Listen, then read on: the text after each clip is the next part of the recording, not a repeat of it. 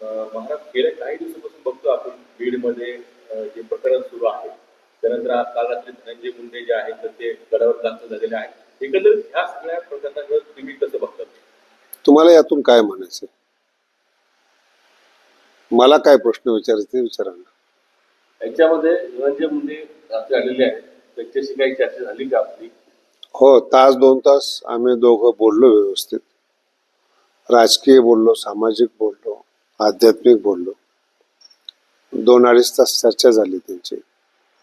त्यांच्या मानसिकतेचा आढावा घेतला मी आणि सगळं समजून घेतल्यानंतर मला असं जाणवलं की जो मुलगा राजकीय घराण्यामध्ये जन्माला आलेला आहे आणि पक्षाचे सगळे नेते ज्याचे बालमित्र आहेत, त्याची गुन्हेगारी पार्श्वभूमी नसताना त्याला गुन्हेगार का ठरवतात असं मला जाणवतं, असं मला वाटतं.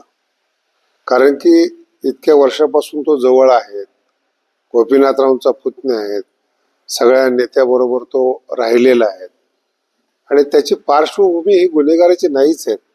त्याला जाणीवपूर्वक गुन्हेगार ठरवत आहे असं मला वाटतंय. पण यात नुकसान आमच्या संप्रदायाचं इतकं झालं की गेल्या 700 वर्षापासून जातीवाद नसावा या मताचे ज्ञानेश्वर महाराज आहेत आणि जातीवाद नष्ट करत करत आलेला काही राजकीय स्वार्थी लोकांनी पुन्हा तो उफळून आणला. तो संतांच्या कार्यावर कुठेतरी पाणी फिरले असं मला वाटतंय. जाती सलोखा नष्ट होत चाललेला आहे असं वाटतंय. याच्यामध्ये या सगळ्या प्रकरणामध्ये अशी चर्चा होती की भगवान गड धनंजय मुंडेच्या पाठीशी आहे का, अशी चर्चा. भक्कम पाठीमागे आहेत, केवळ पाठीमागे नाही येतो, भक्कमपणे पाठीमागे आहेत. 2 भाग आहेत त्याचे. जे गुन्हेगार असतील त्याचा शोध चालू आहे.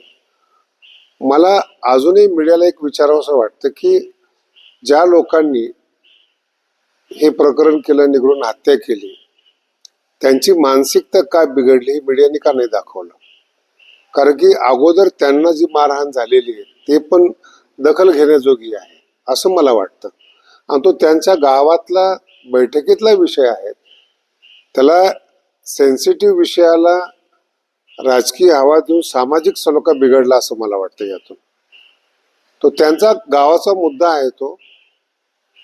आणि खंडणीवर जगणारे हे नेते नाहीत ना ज्याच्यावर मीडिया आज आक्षेप करतो. गेल्या 53 दिवस झाले तुम्ही मीडिया ट्रायल चालवलेत, त्याच्यामध्ये धनंजय मुंडे खंडणी करून जगणारा माणूस किंवा गुन्हेगार नाहीये ना. त्याला तुम्ही कायमस्वरूपी हेच ठरवताय ना तुम्ही, त्याची पार्श्वभूमी ती नाहीये ना. एकंदरीत या सगळ्या राजकारणामध्ये किंवा मीडियामध्ये किंवा त्याचा सगळा परिणाम समाजावर भयानक परिणाम झालाय. वारकरी संप्रदायात सुद्धा झाला.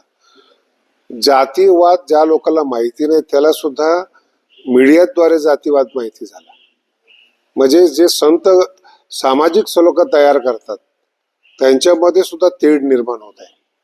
राजकीय स्वार्थ हा आमच्या दृष्टीने क्षणिक असतो. तो काही काळापुरता राजकीय फायदा असतो, तो कायमस्वरूपी राजकीय फायदा नसतो. पण कायमस्वरूपी सलोखा बिघडून सामाजिक पाप करणं या माणसाला कधी समाधान मिळत नसतं. आता सत्तेमधील काही आमदार असतील, काही विरोधक असतील, ते देखील आता राजीनाम्याची मागणी करतात. कसं पाहताय तुम्ही? तो त्यांचा खाजगी विषय आहे. मी सामाजिक स्तरावर तुम्हाला बोलतोय. तो गुन्हेगार नाहीये धनंजय, हे मी 100% सांगू शकतो. आणि गड त्याच्या पाठीमागं भक्कम उभा आहे आणि पक्षाचे जे नेते आहेत त्यांना सुद्धा याची जाणीव आहे. बाकी हा जो विषय आहे किती ताणायचा किंवा धरायचा हा ज्याचा त्याचा विषय आहे. जाणून बुजून टार्गेट केलं जात आहे. 100% जाणीवपूर्वक त्रास दिला. मला मी काल धनंजयला बोलता बोलता ह्या गोष्टी बोललो की आमच्या क्षेत्रात इतका त्रास सहन करणारा असता तो मोठा संत झाला असता. कारण की एकदाच धनंजयवर ही पाळी आलेली नाही. घर फुटलं तेव्हा धनंजयने भरपूर सोचलेले. तिथून पुढं उंच उडान घेत असताना पुन्हा गेले 53 दिवसापासून त्याची मानसिक अवस्था किती आहे.